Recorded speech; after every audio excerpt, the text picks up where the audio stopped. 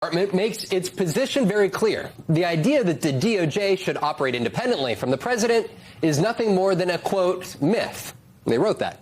Trump's DOJ is defending its prosecution of former FBI Director James Comey in that so-called Seychelles case, first denying its vindictive prosecution, but then second, arguing that even if Comey was charged at the direction of Donald Trump, that would be perfectly fine. Quote, the chief executive directing his subordinates to exercise core executive functions is a feature, not a bug, of our constitutional system. The purported independence of the DOJ that Comey cites is antithetical to the constitutional separation of powers. So you'll remember when Donald Trump took office for his second term, he did mass firings of inspectors general.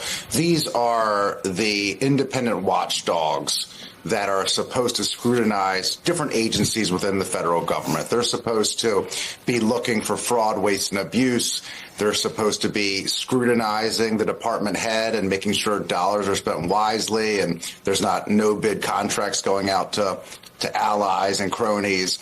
And a lot of them were wiped out. And in their agencies, their offices were either left vacant or put temporary people in charge. Now what's happened is Donald Trump has started to appoint replacements at some of these agencies. But unlike past inspector generals who usually came from auditing backgrounds or law enforcement backgrounds or other apolitical roles, these people have overtly political backgrounds. So you have a former Republican congressman, for instance, or a lawyer who worked exclusively on Republican advocacy cases.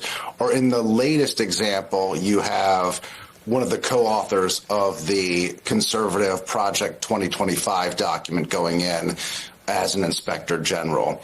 And so what you see out of this is sometimes instead of looking inside the agency and scrutinizing the agency head, they're looking out at some of Donald Trump's rivals, right? Gavin Newsom, for instance, in California, or Letitia James, the Democratic Attorney General in New York. And so we're seeing a very different approach out of some inspector general's offices with these new appointees from Donald Trump. It is not a myth, but it is perhaps to our detriment a norm, a post-Watergate norm. And I wonder, Director Brennan, what we should hear when they say all of the quiet things out loud, and not just say them out loud, but put them in filings. Are you thinking any differently about what we all know is going on in South Florida? And this whole thing is so surreal, and especially their public comments about saying that there's no need for any type of independence from the White House. I mean, it's turned everything on its head. It's turned the system of justice in this country, on its head in terms of what we have done and how we have practiced the rule of law over the past many decades. And to be able to say things like that, I mean, it just demonstrates, I think, the depths to which they're willing to go in order to pursue adversaries of the president of the United States. And so therefore, again, the Department of Justice, they should be holding their head in shame, those individuals who continue to carry out his guidance and his direction. And again, I have to emphasize that there are real professionals, individuals of great principle and ethics who remain in the Department of Justice, and they have to hold the line. They have to not capitulate to the wishes and direction of these individuals who, again, have so corrupted and perverted the rule of law that, again, it puts a lot of people in the crosshairs, not just me and Director Comey and others, but anybody out there who might, in fact, get on the wrong side of Donald Trump. Hey guys, good morning. Overnight, President Trump announced what he is calling economic D-Day against Iran. The president indicated that any country around the world providing a lifeline to the Iranians could face economic consequences of their own. He called on allies to stand with the United States, posting to Truth Social, "No one has given the Islamic Republic of Iran a greater opportunity to make a deal than me. Tragically for them, they have failed to take it. Therefore, today I am announcing the most crushing economic operation ever taken against any country. This will be economic warfare and isolation on an unprecedented scale." On Wednesday, the president described the state of play amid reports that the United States is still overseeing vessels through a safe corridor to export millions of barrels of oil out of the Persian Gulf each day. Well, we have things that we could sanction. We have very draconian sanctions, and we'll see what happens. Right now, the strait is open. A lot of boats are coming through. People aren't reporting that, and that may slow down a little bit at some point. But right now, a lot of boats are coming through. The naval blockade has been extremely effective. The Iranians have responded to the president's comments overnight, with Iran's foreign minister saying the so-called economic D-Day is a diversion from America's own crisis. Unprecedented debt and surging interest costs. Doubling down on failed policies will only bring further defeat and enmity of Iranians. U.S. economic terrorism threatens global economy and sovereignty worldwide. Regional intelligence sources tell Fox News there are growing indications of economic hardship inside of Iran as a result of the U.S. naval blockade and economic isolation. Reports indicate that inflation in Iran has reached 89%, with food prices up 164%. The conflict is clearly shifting to economic warfare. The question here, whether or not this pressure will ultimately result in a deal or a return to combat operations. U.S. national debt just surpassed $40 trillion for the first time ever. That milestone was reached yesterday, only 5 months after it hit a record $39 trillion in debt in March. Our country is going to borrow more than $2 trillion this year just to pay for interest on the debt, including the war in Iran and tax cuts enacted last year, $2 trillion for that. And so Donald Trump, who promised, while he's sitting around there talking about construction projects,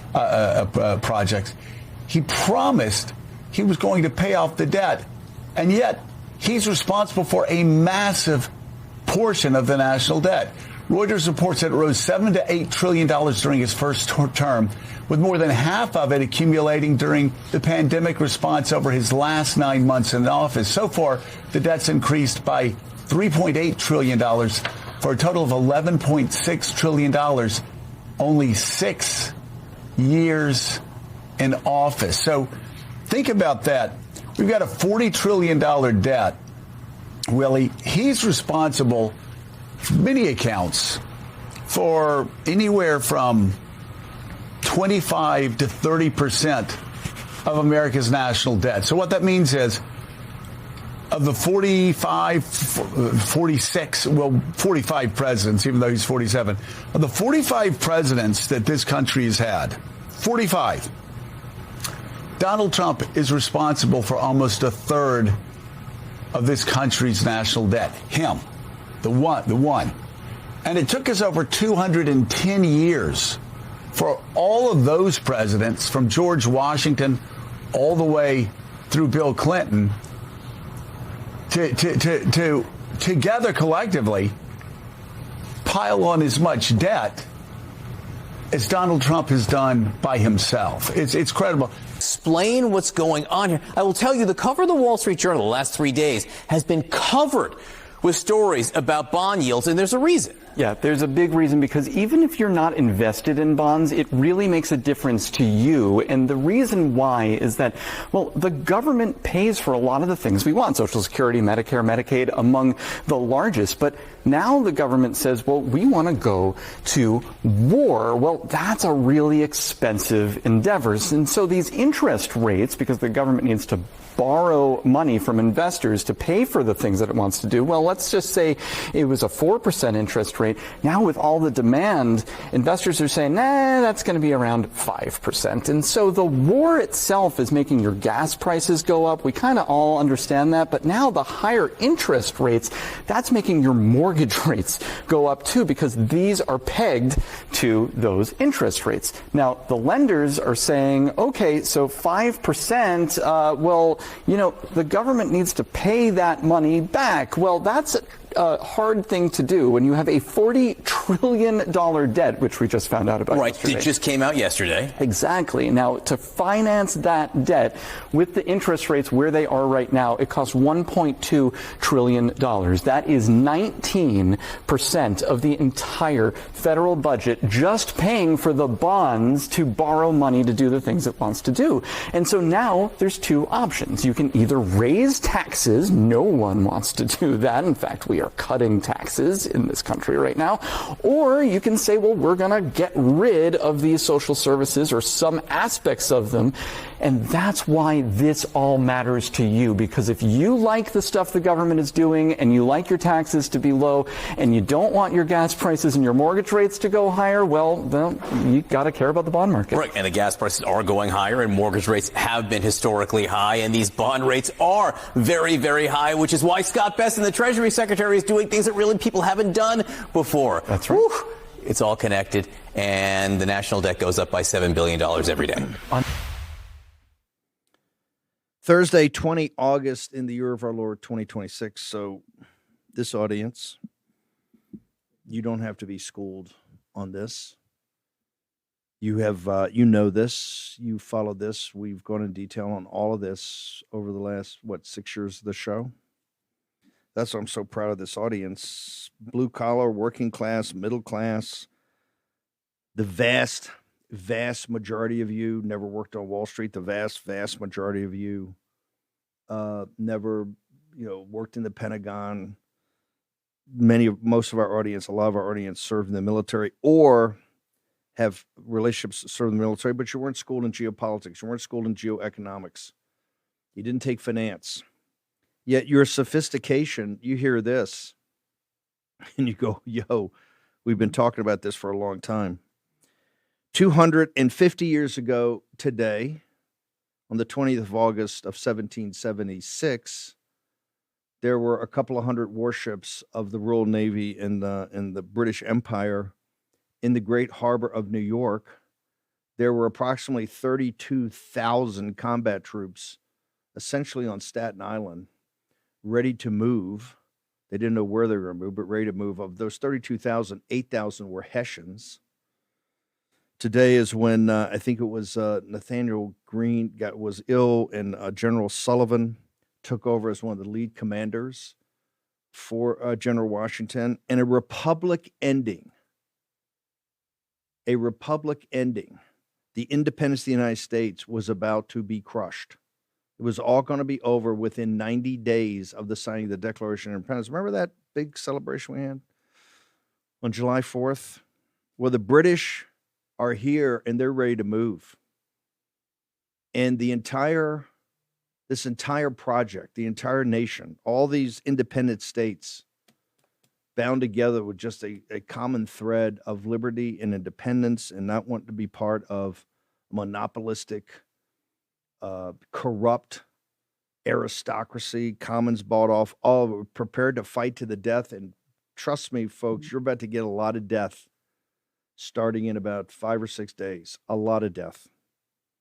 It was republic ending, although we weren't officially a republic. It was the beginning of it. Well, we're in another republic ending time now. And divine providence has deemed in the 250th year of our independence, Declaration of Independence, took us a while to fight through it, but there were a lot of dark days. And trust me, 20 August of 1776 was one of those dark days when the odds looked long.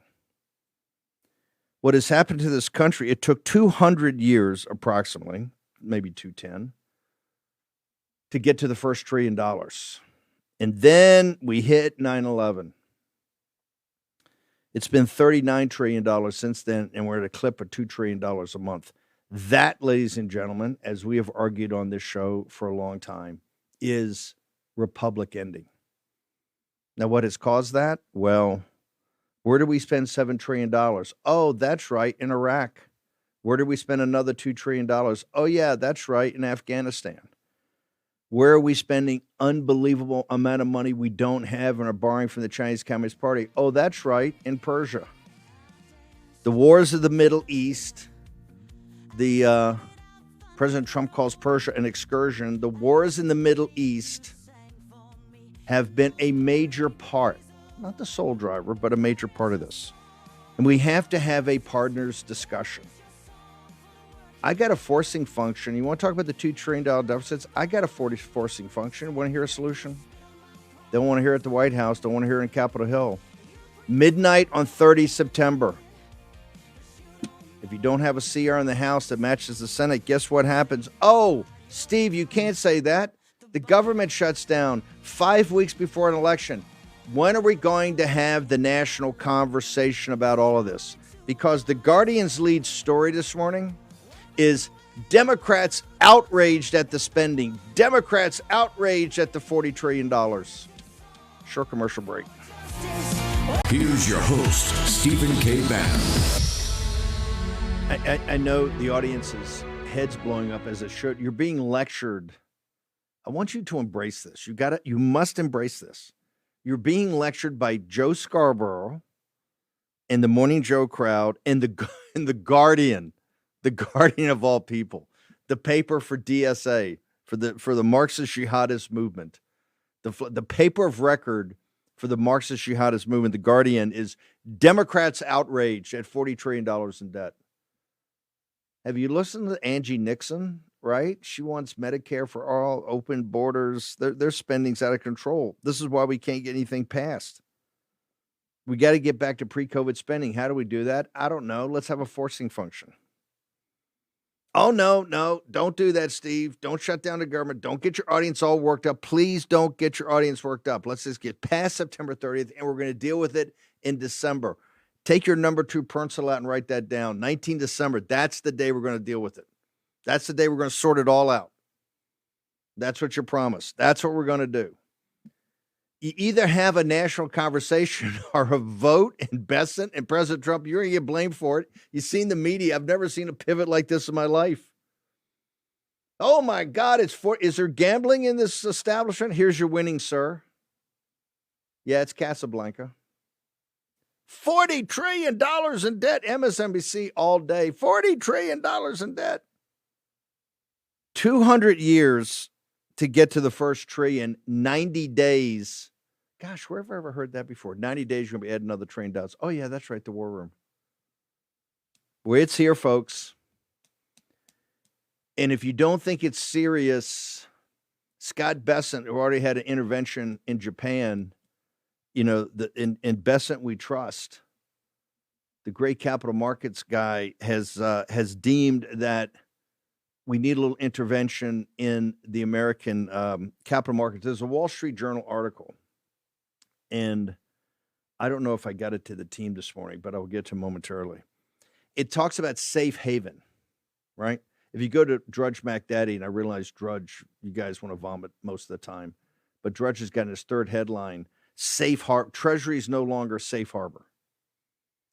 So let's get that article. Click to that. Let's get that article and push it out to every member of the War Room Posse. What does it say? Well, in traditional times, the U.S. Treasury has always been a safe haven for investors, particularly foreign investors. And that's why we get a little discount. You get a little discount to selling the bonds, particularly 10s and 30s. That's not happening now. Why? The full faith and credit of the United States, is you. It's not the SEC. It's not the Treasury Department. It's not the Federal Reserve. It's not the President of the United States. It's not Congress. It's you. You are the full faith and credit. Why? Because the same folks that defeated fascism in World War II in Imperial Japan, the backbone of that, the arsenal of democracy, and all the kids from Kansas and New York City and San Antonio, Texas, and Los Angeles, California, and Florida, called Citizens of the United States of America, put your shoulder to the wheel with the arsenal of democracy, and we defeated, obviously, with our allies, the Russian people and the Chinese people, not their governments, the people, took massive casualties. We defeated it. And people realize that you are the manifestation of Burke's little platoons. You're the decent, hardworking American that believes in your community, believes in your country. You raise your kids up right to serve in the military and do their duty for some point in time. The whole world looks at you as decent folks. And those decent folks will make sure that their government pays off their bonds. And that's why you're the full faith and credit of the United States Treasury market, right? And I think the government bond market is $30 trillion now. Eric Bolling, Scott Besant, You know Scott well, as he's been a contributor here and a good man. He's done some pretty extraordinary stuff the last couple of days. So walk us through it. And you were on the show a couple of days ago and said, hey, this is like just giving, giving a drug addict, was it Narcan or methadone or whatever they do to kind of try to get them off the drugs. But it often doesn't work, sir.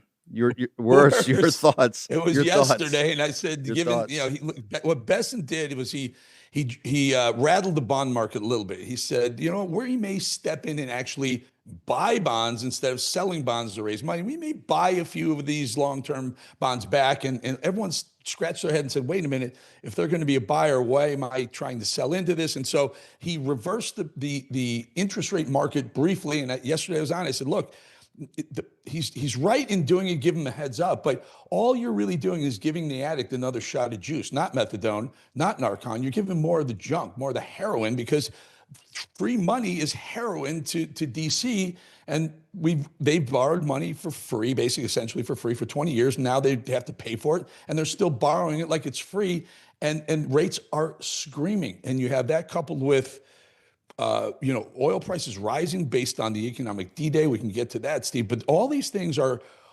really playing into a higher interest rate market. And I'm very interested about your commentary. It's very patriotic, very true. But do you know how hard that conversation is to have with people who say, yeah, but I don't want $4 gasoline. And yeah, I don't want my, mortgage rates to go higher. Right now, we're pushing a 7% jumbo loan, which is unheard of in the last 20 years. People don't want that, but they don't want to have that come to Jesus moment of, we either got to stop spending like this, or we're in essence full speed towards the economic wall, hoping that something breaks the wall down before we hit it. That's the reality. Well, hold it. I've said for years, all the easy choices are behind us. You saw in President Trump's even trying to cut the budget, and Russ votes heroic. We had rescissions after the House kicked the can down the road and won't deal with even any type of spending cuts. Russ vote went in with like $5 billion, $10 billion, these rescissions that but Project 2025 in the Article 3 project, given President Trump's powers in Article 2, he can do. They went up to the Senate and they threw up all over it. Oh, you can't cut that $10 billion. That's like necessary programs. We're talking $10 billion. There's $90,000, I think, a minute that we're running up, billions of dollars a day. You're not even talking about one day's spending. So they here's couldn't a tough even question. do it then. There's no appetite because there's no political pressure. You want to have a difficult. Here's the question. The way you do it, see, first of all, you're right. There's $7 trillion in wars. You throw in another couple trillion with COVID, and then who knows how many trillion with supporting the illegal population that's floating through. But if you want to have this discussion, you have to attack the two things that matter both to the two sides. You can't just say, Republicans can't say, well, you got to cut entitlement spending and they'll find $1 trillion there. And the Democrats, well, yeah, you got to cut defense spending and find $500 billion there too.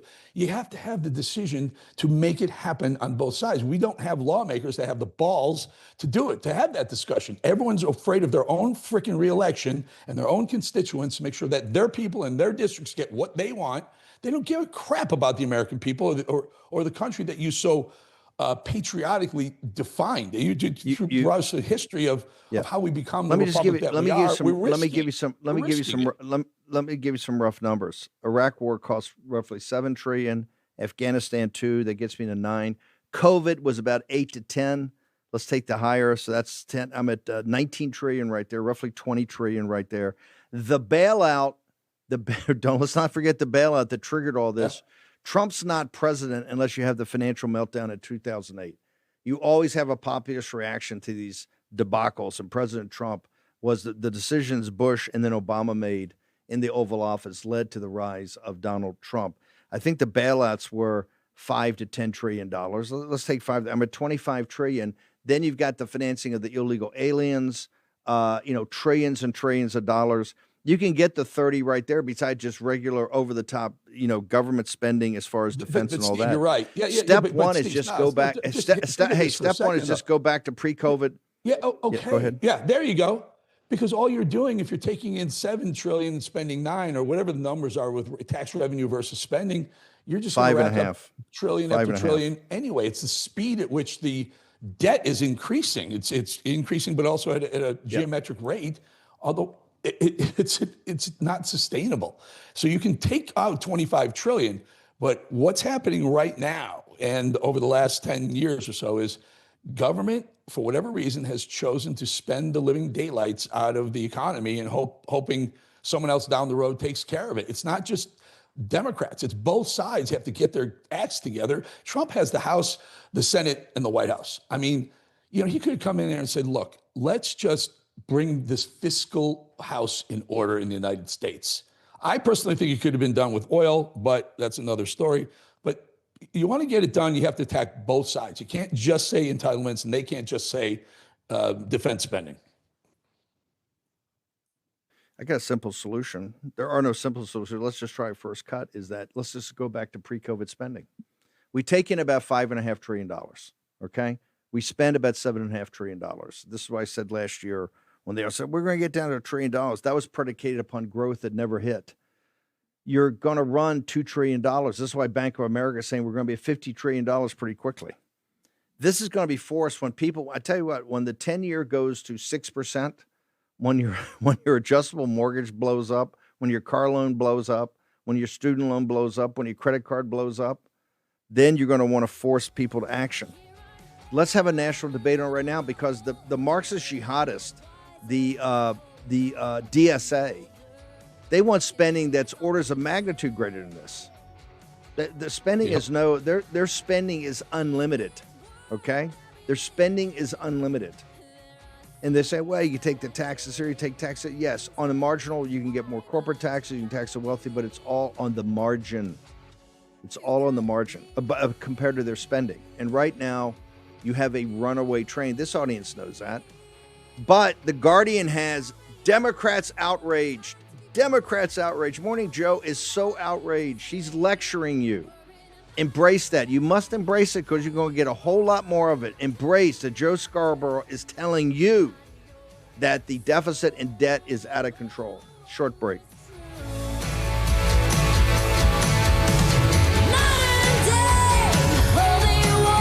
Here's your host, Stephen K. Bannon. Well, where can I learn about this? How can I understand it? We didn't start this 6 years ago, and we didn't know this day was coming. Math's pretty simple. End of the dollar empire. Why the U.S. dollar is the backbone of the world financial system as it currently exists. Let me add that. As it currently exists.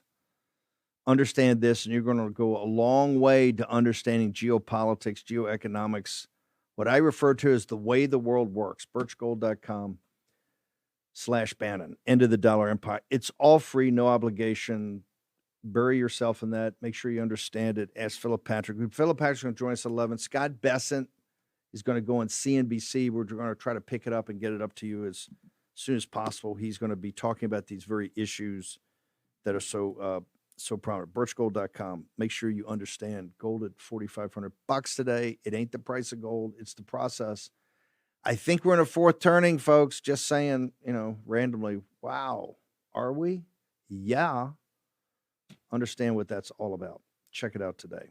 So Bolling did this mini intervention. He gave it a little bit of a lick and a promise. Did it work yesterday? He signaled to the bond market, to traders, what? And did it work, all right, sir? So the way bonds work are bond prices versus bond yields. When prices for bonds, a lot of buyers, prices go up, the yield goes down because there's less demand for it. The more demand for it, the yield goes down. They don't have to pay as much to get your money. When bonds are being sold, yields go up. So what's happening, these yields have been going up because the bond market has been pushing. There's a lot of shorts. These hedge funds, these massive multi-billion-dollar hedge funds are shorting the long end of the bond market because it's not the Fed. The Fed only handles the front end of the bond, today's money or in the next couple of days' money. So the back of the market is able to be traded around. And these hedge funds have been selling it, shorting it. It's stayed low and the rates have gone up. Sell, rates go up. Bessent came in and surprised everyone and said, hey, you're selling. We may be a buyer of the U.S. government. Do you really want to be the other side of the U.S. government trade? You want to take the other side of us? You think you're bigger than the U.S. government? And it scattered a lot of the hedge funds. They got out, they bought back those bonds and pushed yields down for a day because Besson stopped. And there's a promise there, or the hat tip is that they could do that at any time. Besson was brilliant in that he didn't institute the full plan. He just said, here's a little taste of what we could do. And it just puts enough question into these hedge funds' mind that they have to back off. The problem is there's an underlying reason why the hedge funds were successful doing what they were doing, pushing the bond market down, yields up, is because of the fear of higher inflation, right? So gas at $4. We're still playing around with the war. The economic D-Day to Iran is a brilliant economic strategy. I will tell you again, your audience is going to hate this. Oil prices will go higher. They have to go higher. If we're going to target Iran, the Iranian barrels, but more importantly, if we're targeting the banks and the infrastructure around Iranian oil, who does that mean? We're not targeting Iran with this. We're targeting China. So if you really want to know if this economic D-Day is working or going to work, don't look at Tehran, look at Beijing. They will be the ones, because they're the ones who have the refiners. They're the ones who need the oil. They're the ones. And one more thought. This whole idea of you don't have access to the U.S. financial systems, country X, Y, or Z, if you're playing ball with Iran, that's a very, very strong incentive to not help Iran out, because you want access to our markets. Our capital markets are the greatest in the world, and there's a lot of liquidity and obviously access there. We're talking secondary sanctions. If you trade with them, you help rearm them, you're going to face tariffs, you're going to face economic warfare from the United States and financial warfare. Also, the Wall Street Journal, yes, China is a key part of that. You got to keep the blockade up and destroy the Persians financially and economically. One of the big question marks about this, and this gets to the whole reason why we shouldn't even be doing anything over there, right? America's greatest ally, Israel, kind of got us into this with all this happy talk and Mossad giving bad information about the overthrow if you did strategic bombing after President Trump totally obliterated, his words, not mine, totally obliterated the nuclear problem back in the 12-day war. The Arab side of the equation, I think, is actually worse. Not only are they financing the Islamic invasion of this country, we now find from the Wall Street Journal has a big story yesterday, says, hey, on this economic warfare, you're going to have to deal with Dubai because the UAE and the guys that run Dubai have been the money sources and the money laundering for the Tehran regime. And they're not going to give it up easily. Why? Because they're making a lot of money. Eric Bolling, this is going to, if we're going to go to full economic war, which we've been promised, you're going to have an economic D-Day, you're going to really separate who's on our side from who's on the enemy side. Are we not? You are. And again, it's the oil, which is going to raise oil prices, yes. And as Trump, he was just got off Marine One somewhere, someone said, what about the oil prices? He said, well, people are worried about a $4 gallon of gasoline, but this is way more important. Okay, so if that's the theory, you're going to see higher prices. But the big incentive for folks like Russia and China and maybe even North Korea and others is if you're going to assist Iran in their selling of their oil to facilitate them surviving this economic D-Day, you're going to be excluded from the U.S. capital markets. No one's going to do that. China doesn't want to do that. No one wants to say that we can't trade and our banks can't do business with American banks. That will bring all of these countries to a really serious precipice, a financial precipice. Maybe it throws them all into recession. I don't know. But it's legit, but we're going to have to take pain here. It's the same argument we had with how do you get the budget down? You have to take pain on our side so we can inflict pain on their side. We're going to take some pain. We're going to take some serious economic pain. And see, for a long time, you and I had a bit of a disagreement on this. 6, 5, whatever, how long this war has been going on. I said, finish this because the midterms are coming. And everyone said, oh, but this is bigger than the midterms. Well, here we are, weeks away from the midterms, and everyone's going, what happens if we do have a DSA? What happens if we do have finish it, it's a 10-year. When you say finish it kinetically, it's a 10-year project. It's a country the size of half the United States. It's a country that's got 92 million people, and now they're all wrapped around Persian nationalism. They ain't giving up. You kinetically go do what you want to do. If you want to bring them to the knees, you got to do it economically. You want to bring this to the knees. It's going to take a while. It's just going to take a while. By the way, did the president also? I think the president also just made some comment about the U.S. government's considering purchase large amounts or sizable amounts of Bitcoin and other cryptocurrencies. This is another idea put in his head by the tech bros and the crypto bros, that is not a good idea. If those currencies can't trade in a free market, even the U.S. government should not be about. We got a big enough problem. Hang on. We got a big enough problem in our bond market. Okay, Scott, but let's be blunt about what this is and what Japan was. This is all about we're running too big of deficits. We have too much debt that the world doesn't really have the appetite for government securities that they used to have. That's the whole story about the safe haven. They're getting a little jiggy about even the American people standing up to their obligations to pay them back. These interventions are because there's not enough buyer for these securities.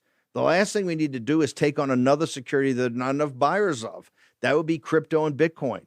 Crypto and Bitcoin, if those guys are in the Roosevelt room with President Trump the other day, whatever room they were in the White House, if they can't generate demand to buy it, then that's so be it. That's you want. They're all libertarian capitalists. Hey, we're going to give you a little capitalism.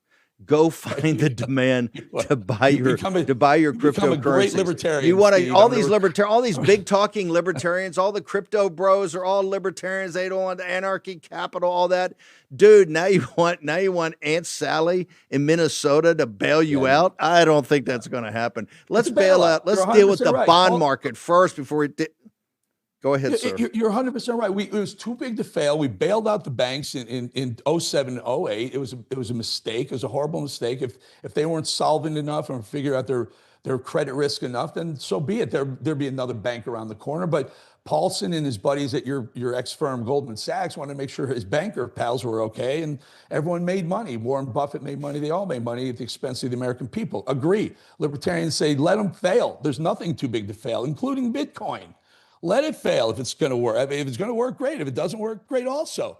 But you are more libertarian than you want to lit on to, Mr. Bannon, Mr. Stephen K. Bannon. No. I'm a populist nationalist. Whatever good for the United States and its citizens. And right now, I tell you one thing that's good, though. We got to cut the spending. If you don't cut the spending, there's no solution. If you continue to run $2 trillion deficits, the bond market has turfed out more governments than howitzers, okay? The bond market is going to get a vote here. They're already getting a vote. Your life's going to get more miserable because the 10-year Treasury is going to continue to increase. The 30-year Treasury, good luck with that mortgage. It's going to put tremendous pressure on you. And this is why we ought to have a national conversation. Otherwise, you see the media, the big pivot. MSNBC all morning, $40 trillion out of control. This is the biggest supporters of DSA. DSA, man, down to those guys, it's unlimited. They want Medicare for all. They want this. They want that. They want open borders. They want more illegal immigrants here and paying for it all. Of course, we have $7.5 trillion spending now with $5.5 trillion of revenue, all sources. They want $10 trillion in spending. They want to run $3 and $4 trillion deficits. The bond market is the only thing that's going to keep them in control. Bolling, you've been amazing. Any closing thoughts on all of this before we let you go and see you back here at 4:00 on Real America's Voice? No, you're on it, Steve. It's a tribute. You guys are lucky. The War Room audience is lucky to be able to have this high-level discussion about how everything works together. Yeah, there's politics, there's finance, there's real estate, there's all these, but everything has to work together, work smoothly. And for the vast majority of the 250 years we've been a republic, it has. Some of these things are legitimately threatening the continuance of the republic, and it would be if everyone decided to stop trusting the U.S. government that we could make good on our bond sales. In other words, we can pay them the interest that they've required. If that were to happen, there would be a total economic collapse. You thought the stock market collapse of 07 was ugly. A bond market collapse would be lights out. Like that. And very quickly, don't forget, in 07, 08, Treasury yields went negative. You were paying the Treasury to hold your money to make sure it was protected. It went below zero. Now it's the 30 years looking really bad at 5 1/3, 5 1/4. So yeah, it's not good. We got to fix it. We have to fix it. There's going to be some tough choices to fix it. Thank you very much, Eric Bolling. Content. Where do people go to get all your great thinking about this, sir? I made a nice little graphic. Bolling on Bannon, Bannon on Bolling. You could watch me on your show, you on my show, and anything Real America's Voice. Hold it, can I see the social graphic? media air polling. Is this real graphics? Is this real graphics, or are you giving me AI? Are you giving me boomer AI slop? Steve, Am I getting real I made graphics it. or boomer I'm AI the author slop? of this AI graphic. I'm the author of this AI generated graphic, but it's good. You'll see. My You'll see. God. Come on at 4 o'clock. Just We'll tell me it's roll not the a video. animation. Okay. Thank you, brother. Appreciate you, Eric, as always. birchgold.com/Bannon, end of the dollar empire. Get it, drill down on it, get to Philip Patry and the team, ask them question after question after question, make sure that they've answered all your questions, understand why gold has been a hedge for, 3,000 years of mankind's history. I think we're in another one of those places. I'm just saying, I think we may be in another one of those places. So check it out. Also, Home Title Lock. Right now, 80 or 90% of your net worth is in your home. Every dream you've ever had. Make sure it doesn't turn to a nightmare. Right now, Home Title Lock, HomeTitleLock.com, promo code Steve. You get $1 million triple lock protection for 2 weeks free, so you can understand the system and understand how it protects you from AI and cyber and all that for pennies a day. Also, you get a free title report. So Natalie Dominguez and the team are giving you a couple of freebies. Check it out. Go today and talk to Natalie Dominguez's team. HomeTitleLock.com, promo code Steve. Talk to Natalie and her great team over at Home Title Lock. War Room. Here's your host, Stephen K. Bannon. By the way, give me this poll. A poll up this morning I saw. We're going to look at the veracity, but Tom Cotton's in a dead heat in Arkansas. Maybe a push poll. It may have, be, I think, Democrats plus 10. We'll find out. But nothing's going to be easy, particularly in the Senate. Cotton, you're part of the problem, dude. You're the Israel first guy. You're the lead cheerleader. And you saw the debacle in South Carolina. We're going to play. I want that Hannity thing played. Just pull. The Hannity was another embarrassment last night.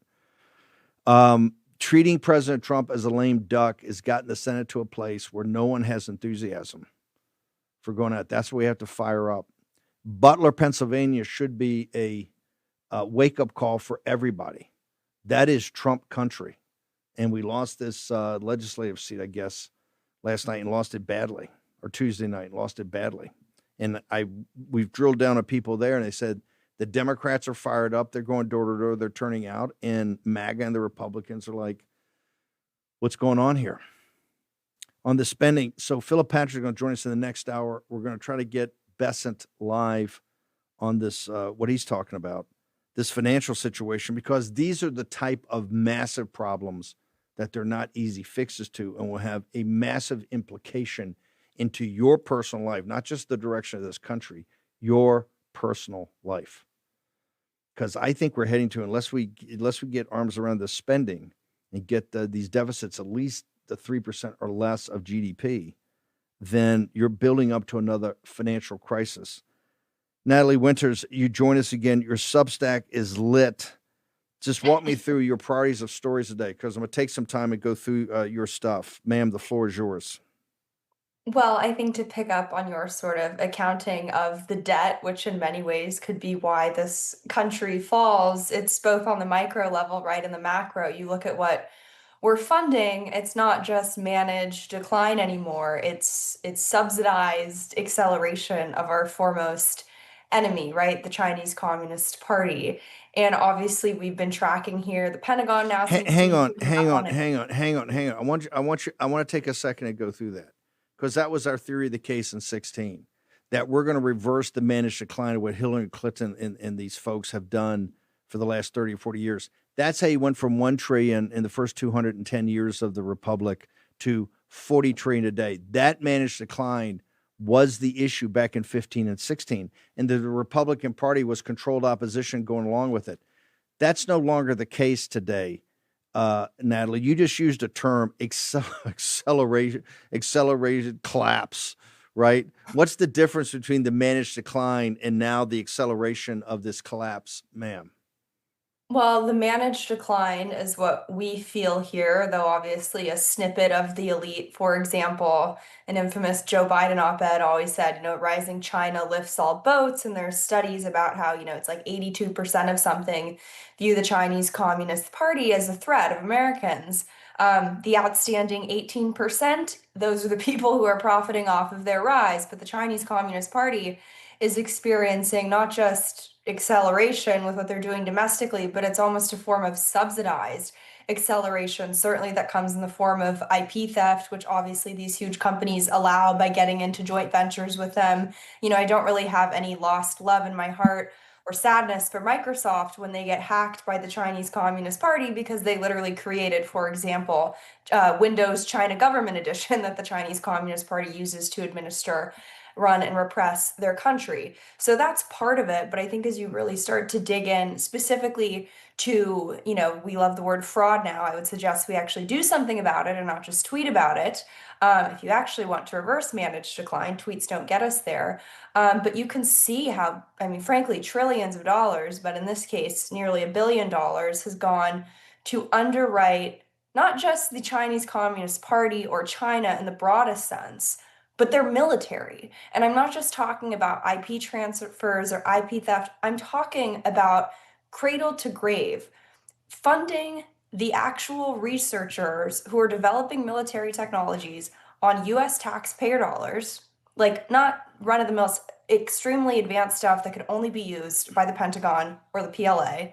Then, after using our tax dollars to create these advances, they go back to China. They literally do the exact same thing, oftentimes at sanctioned entities, and create the technologies, the weapons that one day we could potentially come to see kinetically. That's part of it, but it's also so much broader than that. It's horizontally and vertically integrated, right?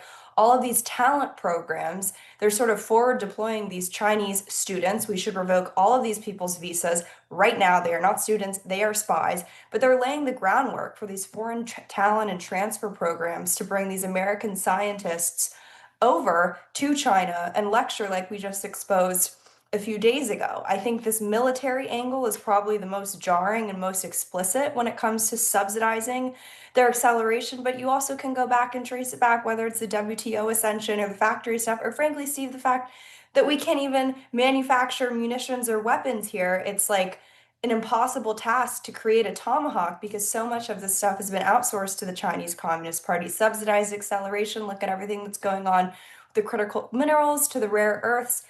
From their perspective, it's just a people's war and it's unrestricted warfare. But our system here, the people who are running it, they don't think American citizenship means anything. They don't view us as a country. It's the logical conclusion, right, of our immigration policies. When you view this country as a special economic zone or something for profit, like those, crypto creeps do, it's like, well, of course you're going to come to the conclusion, just like all the weirdos who think we should give, China our advanced semiconductors and the chips and stuff like that. Of course they think it's okay. They don't see anything wrong with it. They're not lying to you when they say it's a good idea. They're not just captured by, money, lust, and greed and market capture. They actually genuinely don't see anything wrong with it. I think the tech compromise has really come to the forefront, right, these last few years.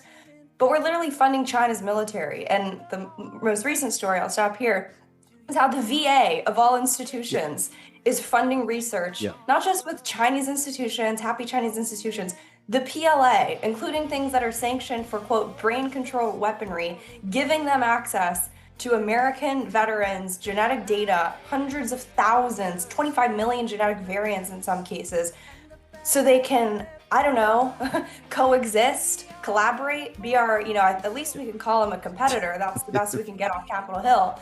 No, they're our enemy, and they should not have veterans' data. We'll get into all the details after, but it's crazy. Let's get the terminology right. Natalie, let's get the term right. Peer competitor. Hang her for 1 second. Natalie's going to stick around for the second hour. Scott Bessent, we're going to pick up his feed.